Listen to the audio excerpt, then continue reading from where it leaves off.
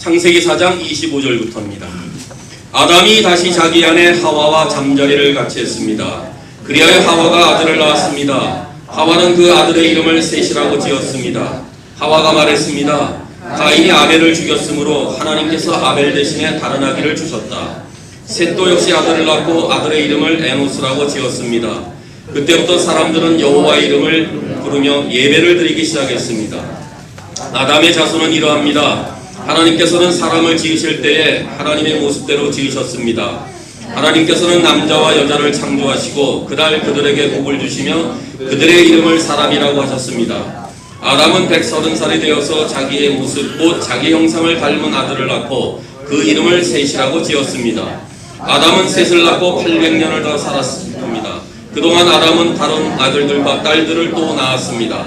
아담은 모두 930년을 살고 죽었습니다. 셋은 105살이 되어서 에노스를 낳았습니다. 셋은 에노스를 낳고 807년을 더 살았습니다. 그동안 셋은 다른 아들들과 딸들을 또 낳았습니다. 셋은 모두 920년을 살고 죽었습니다. 에녹은 무두셀라를 낳은 후 300년 동안 하나님과 깊은 관계를 누리며 지냈습니다. 그동안 에녹은 다른 아들들과 딸들을 또 낳았습니다. 에녹은 모두 365년을 살았습니다. 에녹은 하나님의 뜻을 따라 평생 하나님과 깊은 관계를 누리며 살다가 갑자기 사라졌습니다. 이는 하나님께서 그를 데려가셨기 때문입니다. 한국에서는 5월을 가정의 달이라고 하는데 5일은 어린이날, 8일은 어버이날, 15일은 스승의 날, 가정의 날, 21일은 부부의 날 이렇게 되어 있습니다. 미국에서는 지난 주일을 마더스데이로 지켰습니다. 또한 우리는 이번 주말에 수양회로 온 가족이 함께 모이게 됩니다.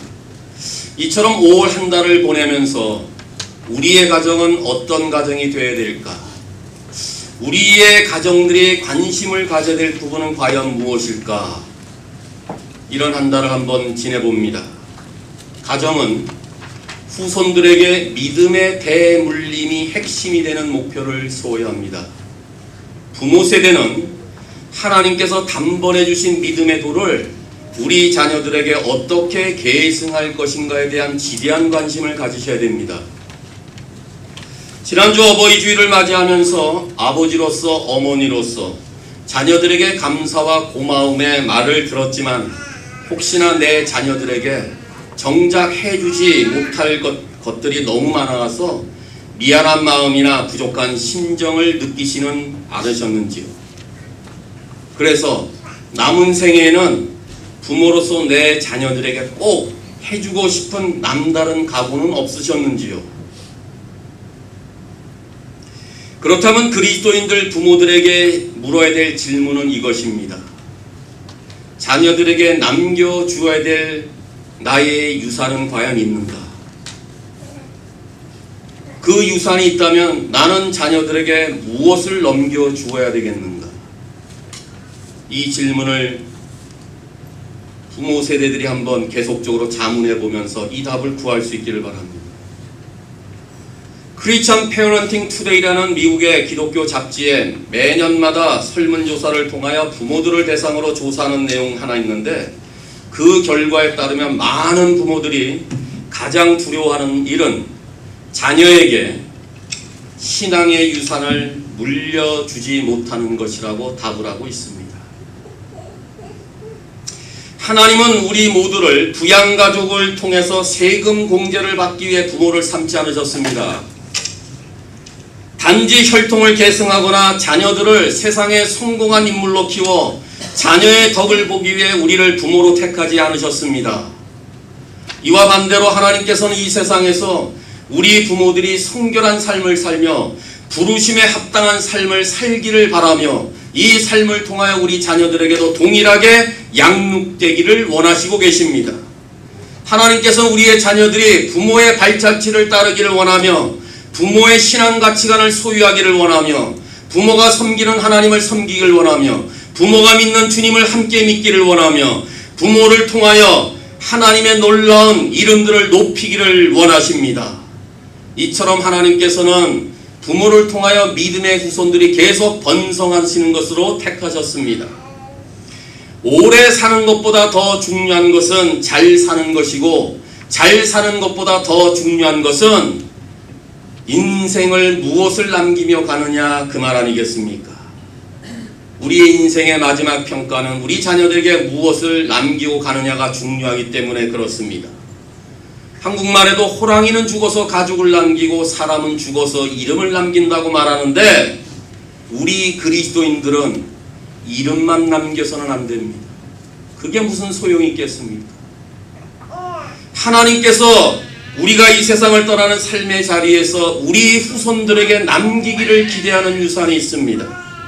하나님께서 우리를 부모되게 하시고 우리에게 자녀를 선물로 주셨다면, 그 하나님께서 우리 모든 부모들에게 맡겨주신 우리의 유산을 자녀들에게 어떻게 남기는가가 지대한 관심이 되어지지 않겠습니까? 우리가 자녀들에게 남겨야 될 유산은 과연 무엇입니까? 무엇을 넘겨주어야 되겠습니까? 먼저 우리는 그리스도인들의 모든 가정들은 바른 예배의 유산을 남겨야 합니다. 바른 예배의 유산. 하나님이 우리를 창조하신 목적은 하나님을 참되게 하며 하나님을 영원토록 즐거워하는 것이라고 말합니다. 창조주 하나님을 예배하는 것이야말로 인간의 존재 이유라는 것입니다. 그런데 아담의 첫 아들 가인은 하나님이 연락하지 않으시는 예배를 드림으로 하나님께 책망을 받았습니다. 이 책망이 형제를 살인하는 것으로 바뀌게 되어버렸습니다. 참된 예배를 드리지 못함으로 저의 인생의 실패를 가져왔습니다. 잘못된 예배의 결과로 그의 후손들까지도 비참해진 것이 오늘 본문의 내용들입니다. 예배의 실패함으로 모든 인생이 실패로 끝났습니다. 반면에 하나님께서는 바른 예배를 드린 아벨이 가인에 의해서 살해된 후에 아벨 대신에 셋이라는 아들을 주셨는데, 26절 이하에 보니까 셋의 후손들로부터 다시 하나님께 단을 쌓으며 여호와 이름을 불렀다고 되어 있습니다. 이들의 계보를 통하여 참된 예배를 드리는 후손들이 또 대를 잇고 있음을 보여주고 있습니다. 그만큼 예배는 영향력이 있습니다. 한순간의 예배가, 오늘의 예배가 우리의 인생을 좌우합니다. 예배를 바르게 드리면 하나님이 우리의 삶을 인정하게 됩니다. 그러므로 예배가 먼저입니다. 하나님께서는 사람을 만드신 이후에 참된 예배자로 먼저 세우신 다음에 그 후에 일하는 자로 만드셨다는 것입니다. 따라서 예배는 그리스도인의 삶의 최우선 순위에 두어야 합니다. 우리는 언제나 가장 가치가 있다는 것을 신뢰합니다. 가치가 있다고 믿는 것을 신뢰합니다. 우리는 가장 신뢰하는 것에 큰 가치를 둡니다. 우리는 가장 가치 있는 것을 귀하게 여깁니다. 그런데 예배라는 영어 단어는 worship, 이 말은 가치를 뜻하는 worth, 여기에서 worship이 나온 것입니다. 무슨 말인지 아십니까? 가장 가치 있는 것이 예배라는 단어입니다. 예배는 worth, 가치라는 단어에서 나온 단어입니다. 그런 의미에서 가장 가치 있는 것이 예배라는 말씀입니다. 따라서 예배는 우리의 삶의 최고의 자리에 있어야 되며, 예배가 우리 인생의 최고의 가치가 되게 해야 됩니다. 그런 의미에서 하나님은 아담과 하와를 먼저 창조하신 이후에, 여섯째 날에 창조하신 이후에 바로 일을 시키지 아니하고 안식일을 저들에게 주셨습니다. 그 이유가 무엇입니까? 안식일에 하나님께 나와서 창조주 하나님을 예배하는 그것이 너희들의 인생에서 가장 가치 있는 일이다.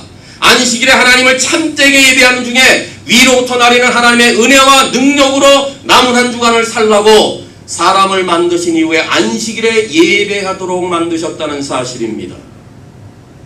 일을 한 다음에 예배를 드린 것이 아니라 예배를 드린 이후에 일을 시작했던 것입니다. 오늘 우리가 오늘 교회에 나와서 함께 있는 가장 중요한 이유는 무엇입니까?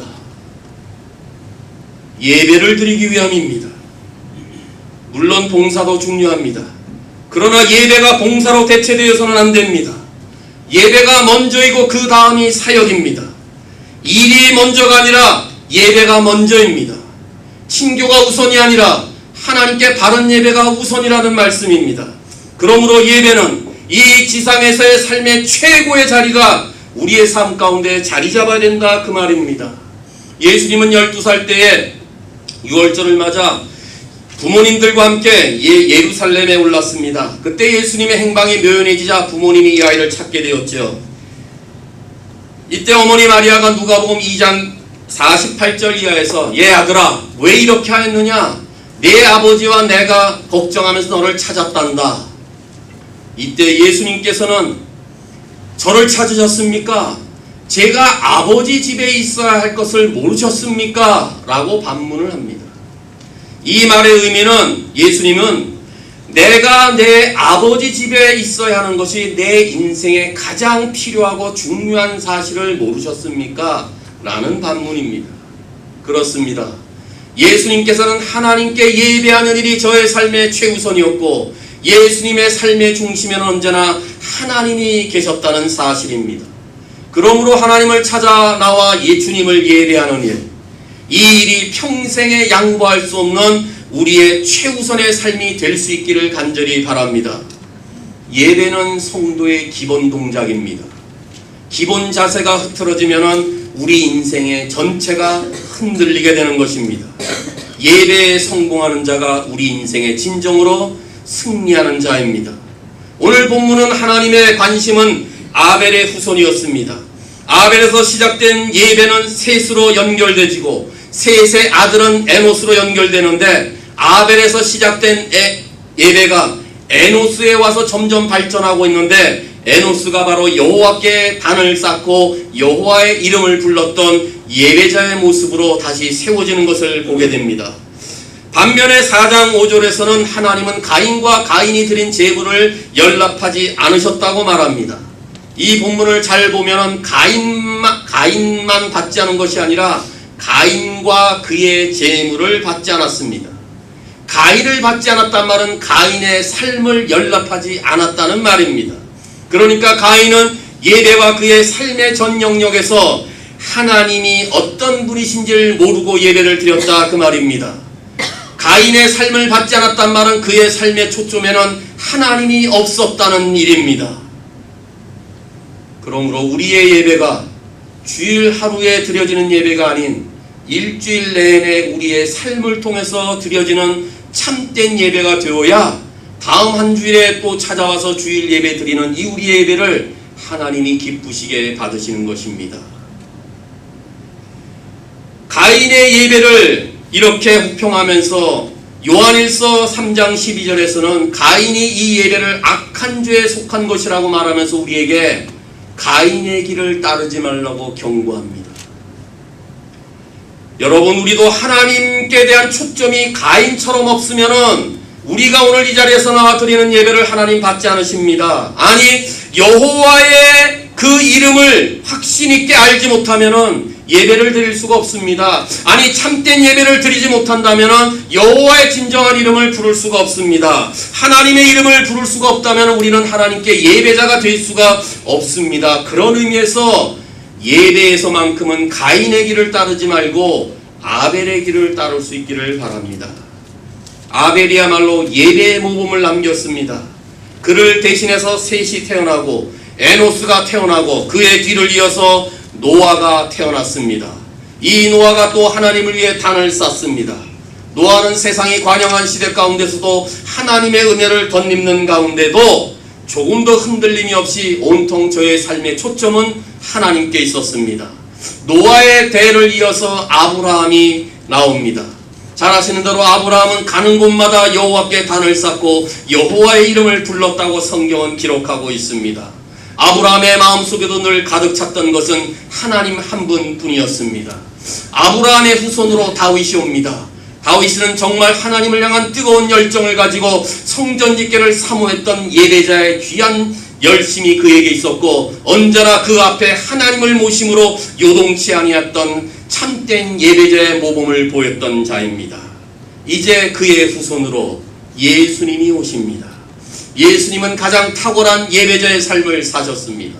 예수님의 모든 생애는 시작부터 하나님을 찾고 마지막 죽음까지도 하나님을 바라봤던 참된 예배자의 탁월한 모습이었습니다.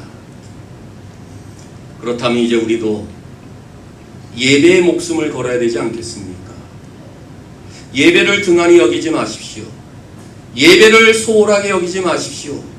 한 주일에 그저 찾아오는 의무감으로 드리지 마십시오. 참된 예배, 바른 예배, 하나님이 인정하시는 예배, 하나님이 기쁘시게 드리는 예배 드릴 수 있는 예배자로 세워질 뿐만 아니라 이 바른 예배자의 삶을 통해서 우리의 자녀들에게 동일한 바른 예배자가 되어지는 대를 잇는 놀라운 역사가 우리 가운데 있기를 바랍니다. 다시금 십자가 앞에 나와 우리를 예배자로 살게 하신 그 하나님을 즐거워하는 중에 더 나은 예배자의 길에 설 수 있기를 바랍니다. 남은 평생 우리의 예배가 내 삶의 최우선 자리에 있기를 간절히 바랍니다. 우리가 먼저 참된 예배의 삶을 살아야 우리 자녀들에게도 하나님이 기뻐하시는 바른 예배자로 유산을 남기게 될 것입니다. 우리는 또 무엇을 남겨야 되겠습니까? 그리스도인의 가정은 바른 믿음의 유산을 남겨야 합니다. 바른 믿음의 유산. 창세기 5장에 보시면은 여기에 열거된 사람들은 참 오래 살았습니다. 아담은 930살, 셋은 920살. 대부분의 사람들이 전부 다 800대, 900대 연령을 살았습니다. 그런데 본문에서 강조하고 있는 것은 그렇게 오래 산 사람들이라 할지라도 모두가 다 죽었다는 사실입니다. 이것을 생각해보면 쓸쓸하고도 허무한 이야기뿐입니다. 모두가 죽었으니. 그러나 이 족보는 죽음이 인생의 마지막이라고 선언하는 족보로 끝나지 않습니다. 이 족보는 대단히 중요한 또 하나의 족보와 연결됩니다. 아담의 족보는 셋의 족보와 연결되고 이 셋의 족보를 통하여 누가 오십니까? 예수 그리스도가 오십니다. 창세기 5장에서 강조되는 단어가 다 죽었다면 마태복음 1장에서 아브라함과 다윗의 후손으로 오실 예수 그리스도의 족보는 강조점은 낳고입니다. 마태는 의도적으로 죽음이란 단어를 생략했습니다. 왜 그랬을까요? 그들이 안 죽었다는 말이 아닙니다.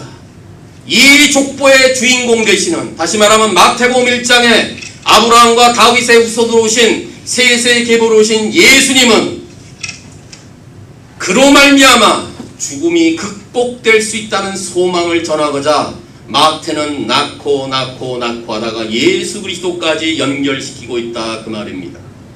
예수님 때문에 영원한 생명이 가능해졌고 예수님 때문에 죽음 저 건너편에 있는 모든 영원한 삶이 가능해졌다는 것을 말하고 있습니다. 하지만 누구나 이 삶을 다 얻는 건 아닙니다. 예수 그리스도가 자기의 삶의 구원자여 주님이라는 사실을 믿는 그 누구든지 이 죽음을 면할 수가 있는 것입니다. 이것이 바로 복음이 아니겠습니까? 우리 모두가 다 구원을 주시는 하나님의 놀라운 복음의 능력 때문에, 그래서 하나님의 은혜 가운데 우리가 믿음을 갖게 되었으니 얼마나 감사한 일입니까? 이것이 바로 모든 믿는 자들에게 구원을 주시는 하나님의 은혜의 선물, 믿음인 것입니다.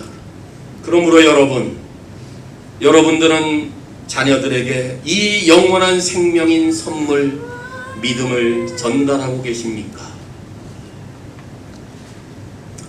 자녀들에게 이 지상에서 얻을 수 있는 모든 선물을 다 준다고 해도 영원한 선물, 믿음의 선물, 하나님의 은혜의 선물을 줄 수 없다면 그들 모두는 심판자로 오시는 주님 앞에 벌벌 떨어야 될 인생을 가지며 허무한 인생으로 저들의 생을 마감하게 될 것입니다.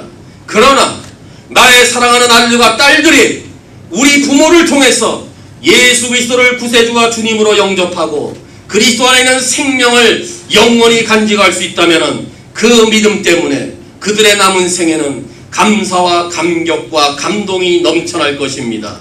그렇다면 값없이 주시는 하나님의 은혜의 선물인 믿음을 자손 대대로 전달해야 되는 것이 우리 부모들의 사명이자 유일한 유산이라는 말씀입니다.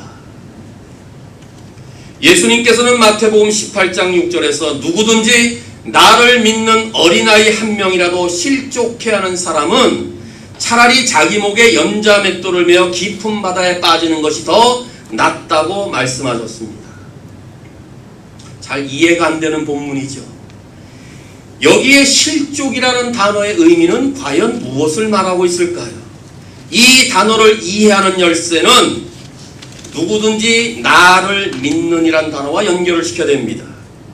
나를 믿는 어린아이를 실족해 하면, 다시 말하면 어린아이를 실족해 한다는 그 말은 나를 믿는, 예수를 믿는 데서 실족해 한다, 그 단어입니다.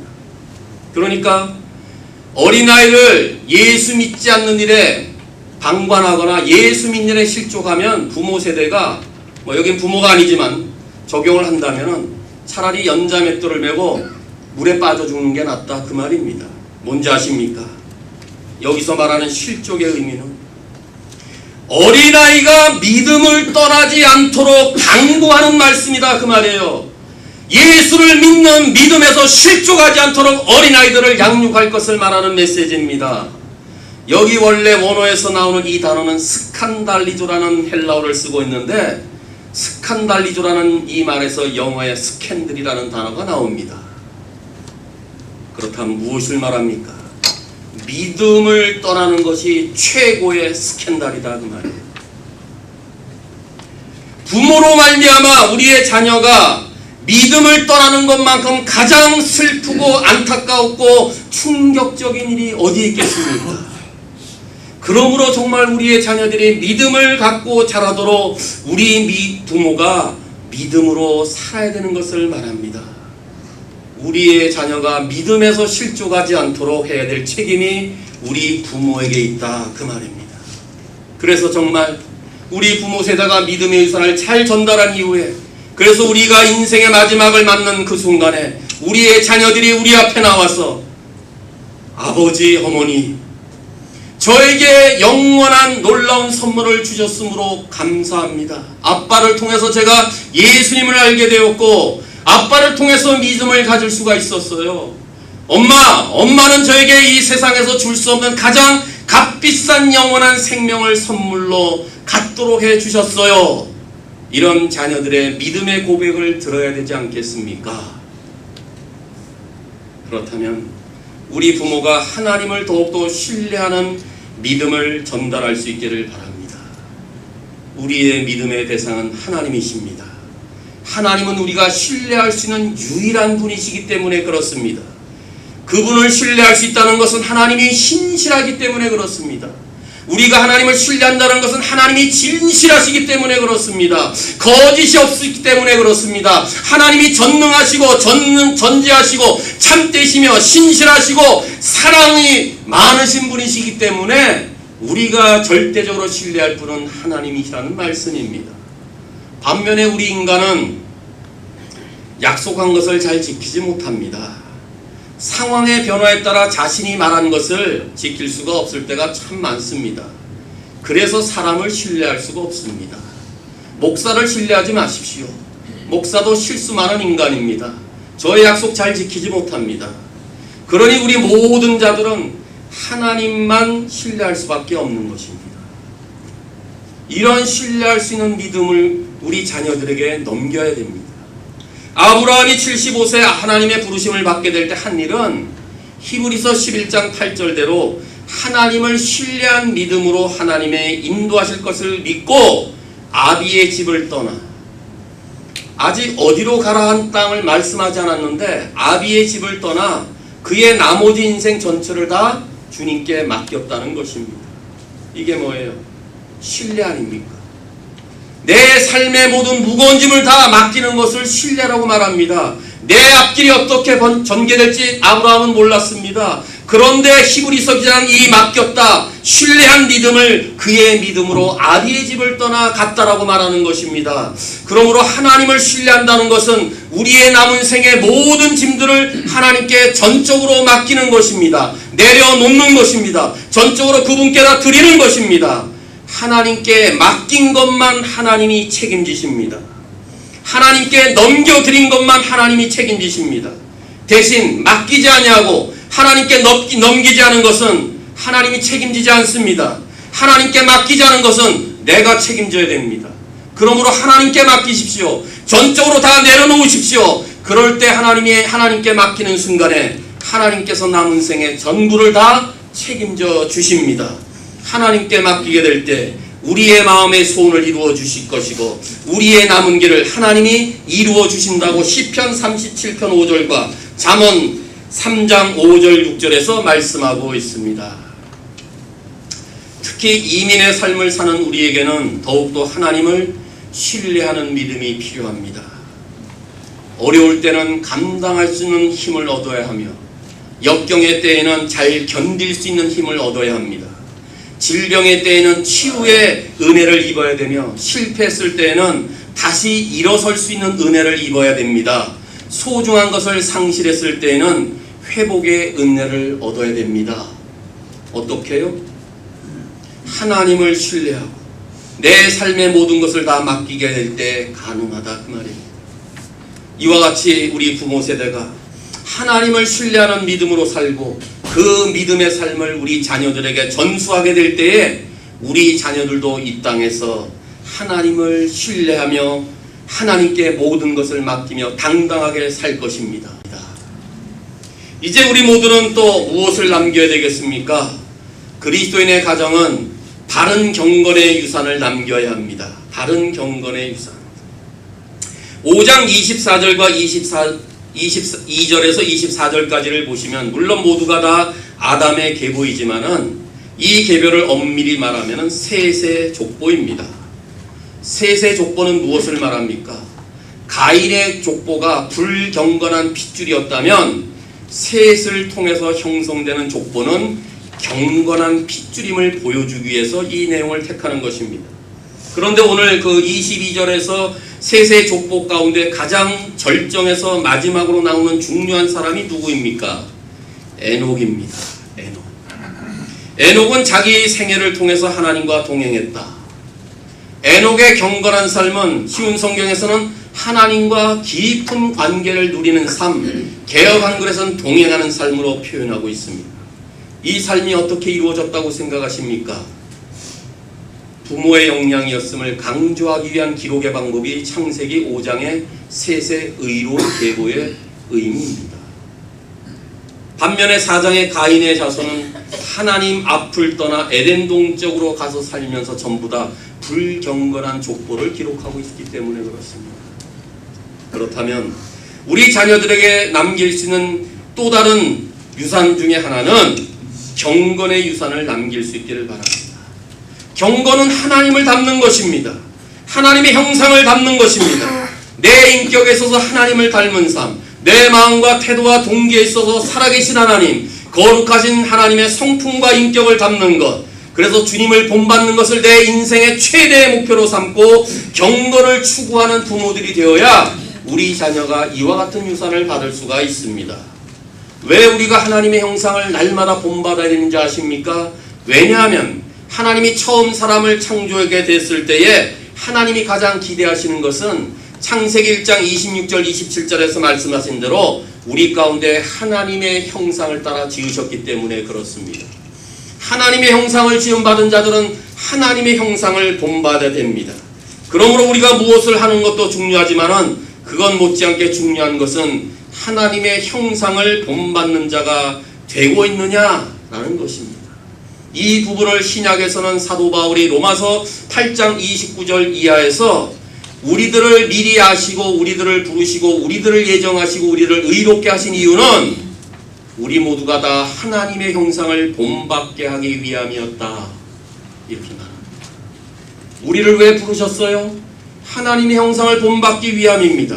하나님이 왜 우리를 선택하셨어요? 하나님의 형상을 따르기 위함입니다. 하나님이 왜 우리를 예정하셨어요? 하나님의 형상을 본받게 하기 위함입니다. 하나님이 예수 그리스도로 말미암아 왜 우리를 의인으로 삼아주셨어요? 하나님의 형상을 본받게 하기 위함입니다. 그러므로 우리의 평생은 여호와 하나님을 닮는 것에 목표하셔야 됩니다. 우리가 하루하루의 삶 속에서 얼마나 주님을 닮아가느냐 하는 중요한 열쇠는 내가 얼마나 하나님을 바라보며 사느냐, 이것으로 결정됩니다. 우리는 언제나 바라보는 대상을 따라 닮기 때문에 그렇습니다. 그래서 부부도 서로 닮지 않습니까? 서로 바라보고 살면은 서로 닮습니다. 물론 안 그런 부부도 계시겠지만 좋은 점도 닮고 이상한 점도 담습니다. 부만 그런 줄 아십니까? 세상살이가 내가 무엇을 바라보느냐에 따라 그것대로 돼가고 있지 않습니까? 그렇다면 우리 모두가 주님을 바라보면 어떻게 될까요? 주님처럼 됩니다. 주님을 바라보면 주님을 그대로 본받습니다. 그래서 성경은 믿음의 주요 또 온전케 하신 이이신 예수 그리스도를 바라보자 이렇게 권면하고 있는 것입니다. 우리 자신만을 바라볼 때는 예수님을 볼 수가 없습니다. 우리 자신을 바라보면 언제나 연약해지고 패배할 수밖에 없는 존재임을 알기 때문에 우리나 우리 자신이나 우리 환경, 우리 주변의 이 여건들을 바라보지 않기를 바랍니다. 주님만을 바라봐야 주님을 닮습니다. 주님을 닮으려면 주님을 바라봐야 됩니다. 그렇다면 주님을 바라보는 그 부모와 삶을 내 자녀들이 보면서 그들이 부모가 바라보는 그 주님을 똑같이 바라볼 수 있도록 해야 되지 않겠습니까? 우리의 부모가 주님을 닮아가고 있다는 것을 내 자녀들이 알 때에 그 나의 자녀들도 그 주님을 닮을 수가 있는 것입니다. 우리 부모 세대가 하나님의 형상을 본받는 자 되어야 우리의 자녀들도 내 부모가 하나님의 형상을 본받는 자 된 것 같이 내 사랑하는 아들과 딸들도 나를 보고 하나님의 형상을 본받게 되는 것입니다. 그러니 얼마나 우리가 중요한지 모릅니다. 그러므로 우리 모두가 경건한 삶을 살면서 이 경건의 유산을 우리 자녀들에게 남길 수 있기를 바랍니다. 경건은 하나님의 형상을 본받는 것뿐만 아니라 하나님과 동행하는 것을 말합니다. 잘 아시는 대로 에녹은 무엇으로 유명합니까? 하나님과 동행하는 것으로 유명합니다. 그것도 얼마 동안? 300년. 여러분, 하나님과 동행하는 하루가 쉬운 줄 아십니까? 하루라도 하나님과 동행하는 것이 얼마나 어려운지 모릅니다. 그런데 에녹은 하루도 아니고 일주일도 아니고 1년도 아니고 300년 300년을 변함없이 동행했다. 아모스서 3장 3절에 서로 약속도 하지 않고 어떻게 두 사람이 같이 갈 수가 있느냐 이렇게 말하는 내용이 있습니다. 이것은 두 사람이 서로 뜻과 마음을 같이 하지 않으면은 절대로 동행할 수 없다 그런 뜻입니다. 그럼 잘 보십시오. 에녹이 300년을 동행했다면은 300년 동안 끝없이 끝까지 변함없이 하나님의 마음과 하나님의 뜻을 같이하여 하나님과 발걸음을 같이하며 하나님의 임재 안에 누리며 하나님의 인도하심 따라 살았다는 말 아니겠습니까? 참으로 놀라운 경건의 발걸음이 아닐 수가 없습니다. 이것이 우리의 삶의 모델 될 수 있기를 바랍니다. 하루 사는 것도 힘들다고 말하지 마시고 그 하루 동안이라도 하나님의 뜻과 하나님의 마음을 품며 하나님과 함께 그 길을 걸을 수 있는 이런 경건의 모습을 우리 부모 세대가 이번 기회에 취할 수 있기를 간절히 바랍니다. 이런 유산을 남겨주는 것이야말로 가장 우리 자녀들에게 위대한 유산이 아니겠습니까? 제가 보더라도 우리 가정의 부모들은 여러분들 자녀에게 남길 만한 유산 별로 없는 것 같은데 재물도 없고 여러가지 탁월한 기능 이런 것도 없는 것 같아요. 그러니까 그것 때문에 실망하지 마십시오. 그것 때문에 낙심하거나 포기하지 마십시오. 여러분들이 가지고 계신 경건 하나님과 동행을 넘겨주면 되지 않습니까? 우리가 소유하고 있는 이 바른 믿음을 넘겨주면 되지 않습니까? 하나님께 바른 예배를 드리는 이 예배자의 아름다운 모습을 내 자녀들에게 넘긴다면 그 자녀들이 다음 세대 그 후대들에게 남김으로 성경에서 말하는 것 같은 이런 아름다운 경건의 핏줄이 우리 후손들을 통하여 세워질지 어떻게 하십니까? 그것이 오히려 하나님께 영광 돌리는 일 아니겠습니까? 그런데 오늘 본문 22절에 보시면은 에녹이 무두셀라를 낳은 후에 300년을 하나님과 동행하면서 그 다음 잘 보십시오. 300년을 깊은 관계를 누리면서 그동안 어떤 동안? 300년을 하나님과 동행하는 동안 에녹은 다른 아들과 딸들을 또 낳았습니다. 무엇인지 아시겠어요? 에녹은 자녀를 양육하면서도 하나님과 동행했다 그 말이에요. 에녹은 자기에게 주어진 모든 일들을 다 감당하면서 하나님과 동행했다 그 말이에요. 자녀 키우는 것이 얼마나 어려워요. 하나둘도 힘든데 우리 교회는 또 하나님 은혜를 또 많은 아이들이 있잖아요. 어떻든지 아이들을 양육하는 건 쉬운 일이 아니잖아요. 그런데 에녹은 성경대로 자녀를 낳고 자녀를 양육하고 자녀를 하나님의 사람으로 키우는 이 모든 전 과정을 통하여 300년 동안 동행했다. 하나님과 깊은 관계를 누렸다. 이렇게 기록합니다. 그렇다면 에녹의 후손들은 하나님과 동행한 아버지의 유산을 그대로 본받았을 것이 자명한 일이며 그래서 그의 후손으로 노아가 나오는 것입니다. 대부분의 성도들은 봉사를 권하면 교회 사역을 부탁하면 애들을 다 키워놓은 다음에 하겠다고 말합니다. 혹은 세상의 일을 좀 더 한 다음에 은퇴한 다음에 한다고 답을 합니다. 그러나 하나님을 섬기고 주의 일에 힘쓰는 일은 은퇴한 다음에 하는 일이 아니라 세상 일을 먼저 한 다음에 하는 것이 아니라 아이들을 먼저 키워놓은 다음에 하는 것이 아니라 지금 이 시간에 아이들을 키우면서 세상 일을 하면서도 은퇴하기 이전에 지금 바로 당장 해야 되는 것입니다. 그것도 하나님의 마음과 하나님의 뜻을 품는 가운데 하나님과 깊은 교제를 누리는 가운데 하나님과 동행하는 것 지금 바로 당장 할 것을 원합니다. 에녹이 그랬기 때문에 에녹의 이런 삶을 우리에게 모범으로 제시하고 있기 때문에 이런 동행의 삶을 우리 모두가 살아야 됩니다. 하나님과 동행하는 습관은 어릴 적부터 익히지 않으면 성인이 되어 익힐 때 훨씬 더 비싼 대가를 지불해야 합니다. 한국 속담에도 3살 버릇 80까지 간다고 하지 않습니까? 우리가 어려서부터 하나님의 뜻을 따르는 자녀로 키우려면 어릴 때부터 하나님과의 동행하심을 우리 부모 세대가 잘 보이므로 그들 자녀가 평생 하나님을 동행하는 이런 삶을 살도록 해야 될 것입니다. 예레미야 22장 21절에 유다야 네가 잘 될 때 내가 경고했으나 너는 듣지 않았다. 너는 어렸을 때부터 내 말을 순종하지 않았다. 하나님이 이렇게 말씀하셨습니다. 이 말처럼 우리에게도 동일하게 존재하는 불순종의 습관이 있습니다. 어렸을 때부터 순종하지 않는 습관들이 우리 가운데 다 있습니다. 유다 백성들이 그랬어요. 오늘 우리에게 경고를 주시는 거예요. 그렇다면 우리 안에 여전히 남아있는 어릴 적부터의 불순종의 습관을 끊어버리고 아름다운 순종의 습관을 가지며 하나님과 동행하는 모습을 우리 자녀들에게 유산으로 남겨야 되지 않겠습니까?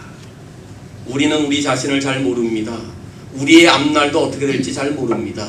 그러나 하나님은 우리보다 우리를 더 잘 아시고 하나님은 우리의 앞날까지도 분명히 잘 아십니다. 그러므로 우리 인생에 있어서 최선의 행복은 그 하나님의 뜻을 발견하고 그 뜻에 따라 하나님께 모든 것을 드리며 그 하나님을 온전히 따르게 되는 동행하는 삶이 가장 최고의 복된 삶이 아니겠습니까? 왜냐하면 하나님은 언제나 우리의 앞길에 언제나 좋은 것, 선한 것, 아름다운 것을 준비하시는 하나님이시기 때문에 그렇습니다. 그렇다면 우리 자녀들도 앞날의 승리와 성공의 길은 하나님의 뜻을 얼마나 따르느냐에 달려있지요. 그러기 위해서 우리 부모들이 먼저 하나님과 동행하되 하나님의 뜻이 내 뜻이 되는 삶의 모범과 그런 삶의 유산을 아낌없이 전달해야 할 것입니다.